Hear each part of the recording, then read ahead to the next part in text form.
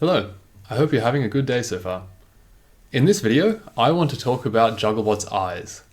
If you remember back to the first video that I've made, Jugglebot's eyes have the objective of tracking the balls through the air and then sending that information off to the brain, which will then tell the arm and the hand where to go and what to do. At this stage, because the mechanical parts of Jugglebot are not yet capable of throwing a ball, everything that I've done so far for the eyes is hypothetical. So this video is mostly just to update you with what my plan is and to see if you have any thoughts about it, because I am very open to ideas since all three of the ideas that I'm going to go into are completely untested by me. So I'm more than open to ideas from any of you out there who has any experience with these technologies.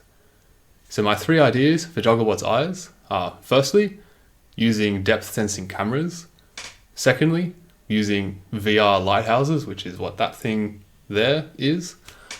And thirdly, to use a dedicated motion tracking system.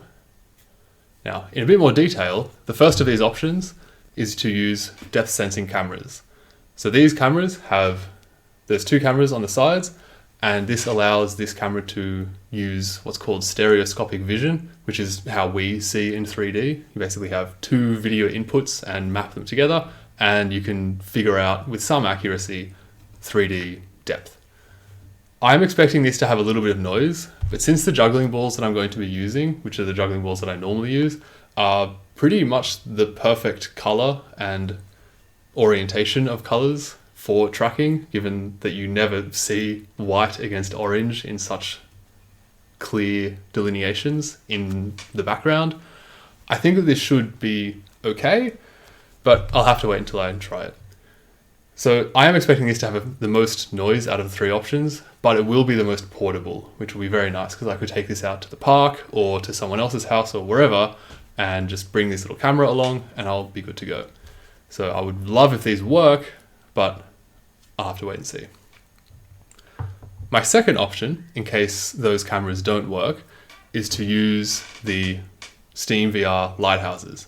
I already have VR, which is what that headset there is, and it's pretty fun, by the way.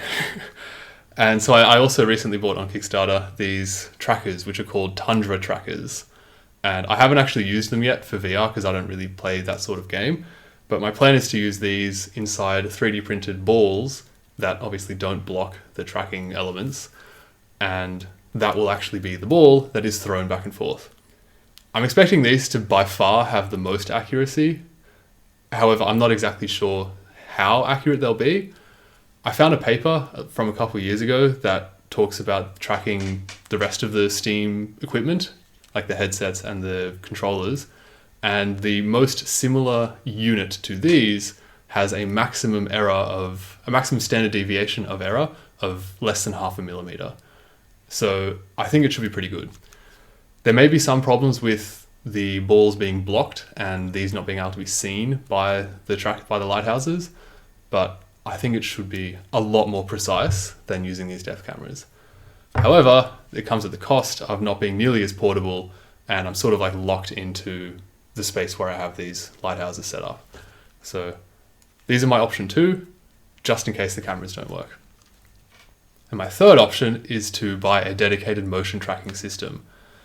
The company that I would probably get this from, the one that I'm most familiar with, is called OptiTrack, and the cheapest system from them is around $5,200 US, and so I'm not in any rush to jump to that solution.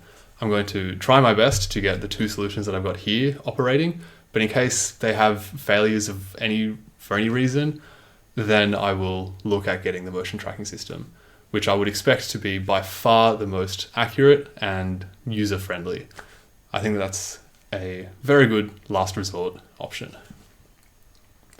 So if you have any ideas of any other ways I could be doing this, or if you can see any issues with any of these systems, then please let me know, because I am at a very good stage right now to be able to change this idea if I need to.